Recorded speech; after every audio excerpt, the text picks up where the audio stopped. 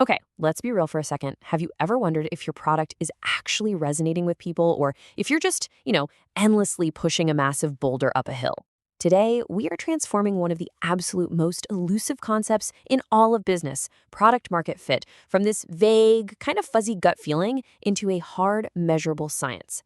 In this explainer, we're going to dig into the latest data and some really powerful frameworks to show you exactly how to measure, find, and validate true market demand.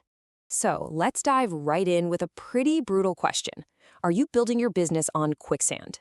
Because there is a silent killer out there taking down new ventures every single day. And honestly, the scariest part about it is that it usually disguises itself as progress. You think you're moving forward, but really, you're sinking. And what is that silent killer? Well, it's the premature scaling trap. You see, most startups don't actually fail because their core ideas just plut out bad. No, they fail because they scale way too early. They burn through massive amounts of cash on ads and marketing long before they've actually proven that customers desperately need what they're selling. And sure, it creates this intoxicating illusion of growth, but those users, they try it once, they quietly turn out the back door, and they just drain your resources until the bank account literally hits zero. Honestly, the best way to think about your startup journey is as two completely different phases, with a massive, bold line drawn right down the middle. Before you hit product market fit, you are strictly in search mode. You absolutely shouldn't be scaling. You should be iterating with a tiny group of users, talking to them every single week, and basically just searching for a pain point that's genuinely worth solving. It's only after you achieve that fit that you get to flip the switch into execution mode, where your whole focus shifts to scaling acquisition and maximizing efficiency. All right, moving on to section 1, the Sean Ellis test. This is basically the ultimate product market fit lie detector. So if we can't just trust our gut, which we definitely shouldn't, we need a concrete way to measure this. Sean Ellis, who founded Growth Hackers, developed the ultimate quantitative lie detector for exactly this problem. You have to survey your active users, and I mean the ones who have actually experienced the core value of your product. And you ask them this exact specific question: how would you feel if you could no longer use this product? Now, the actual psychology behind how people answer this is absolutely crucial. You're basically giving them three options: very disappointed, somewhat disappointed, or not disappointed. And listen closely here. We aren't looking for polite satisfaction. A somewhat disappointed user is going to churn the exact second a competitor offers them a 10% discount. We are hunting for the users who fall squarely into that very disappointed category, the ones who consider your product an absolute everyday necessity. And that brings us to the magic number, 40%.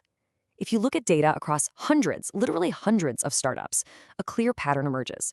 If 40% or more of your surveyed users say they would be very disappointed without your product, you have likely achieved true early product market fit. But if you're hovering down around 20%, you just don't have it yet. You need to go back and keep iterating, because flipping the switch to skill right now would be a total fatal mistake. Okay, section 2. Let's look at the 2026 PMF data blueprint and dig into some hard metrics.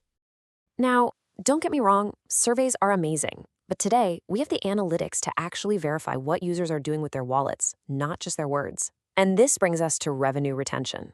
In the SaaS world right now, this is heavily regarded as the investor's North Star. It is the ultimate proof of product value, simply because it tracks how well you hold on to cash from your existing customer base over time. It completely strips away the ability to just mask your churn with a bunch of flashy new sales. When we look at the numbers, there are exact benchmarks that literally separate the winners from everyone else right now. For instance, a really healthy net revenue retention, or NRR, target is 106%, with the absolute best-in-class companies hitting 120 to 130%. Basically, this means even if you literally never signed another new customer, your existing users are spending more over time through upgrades, and your revenue is just growing automatically.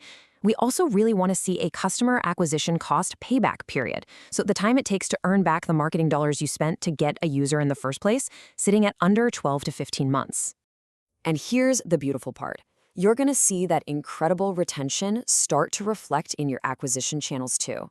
It creates this absolute dream scenario for founders. Alongside that retention, seeing organic word-of-mouth growth hitting above 15% monthly is a massive glowing signal of PMF. When the demand naturally exceeds your marketing efforts, it means your users are out there doing the selling for you. The pain you're solving is just that acute. But here is a pretty sobering reality check for us today. Did you know that existing customers now generate roughly 40% of new annual recurring revenue, or ARR, for mature startups? Think about that for a second. It proves that if your entire strategy is just obsessing over new customer acquisition, while your existing users are quietly churning out the back door, well, your core business is fundamentally broken. Retention really is the new acquisition. Which leads us to section 3, finding your fit using the Validate First framework. So we know what product market fit looks like mathematically, right? But how do you actually build it? Because look, the classic mistake founders make is they get an idea, lock themselves in a cave for 6 months to build it, and then try to find users. The Validate First framework completely flips this on its head. Step 1, precisely define a highly specific pain. I don't mean project management is hard. I mean freelance designers lose exactly 5 hours a week chasing invoice approvals. Step 2, go find 10 actual specific human beings who have this exact pain. And step 3, only then do you build the absolute smallest prototype they will actually pull out their credit card and pay you for.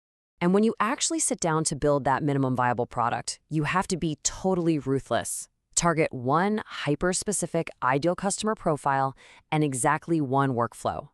Do not go building fancy admin panels or crazy dashboards until you have at least 10 paying customers. Doing things completely manually behind the scenes with spreadsheets? Perfectly fine in the beginning. And critically, with all the modern tools we have today, you need to ship this in 6 weeks. Absolute maximum. Failing fast is cheap. You really have zero excuse to spend months building in a vacuum anymore. Finally, section 4, avoiding common PMF mistakes. Before we wrap this up, we really need to highlight a few fatal errors that even seasoned second-time founders make. Identifying these early can honestly save you years of wasted effort. First up, do not confuse early traction with actual fit. A huge spike in traffic from a launch day product hunt post, that is not PMF. Second, never ever scale your paid marketing before your retention curves actually flatten out. Third, don't let a super vocal minority of power users completely skew your perception of what the broader market actually wants. And finally, you have to manage your own psychology. Achieving true B2B product market fit, it typically takes 2 to 3 years of really rigorous, painful iteration. Do not give up just because it didn't happen for you in 3 months. All right, I'm going to leave you with a rather provocative thought to really test the idea you're working on right now. If you paused all your marketing, closed your doors, and completely disappeared tomorrow, would your market actually demand that you come back? Would they be, as Sean Ellis says, very disappointed? If the answer is no, well, you know exactly what you need to focus on next. Keep iterating, keep talking to those users, and do not stop until your product is something they simply cannot live without. Thanks so much for joining this explainer, and we will catch you in the next one.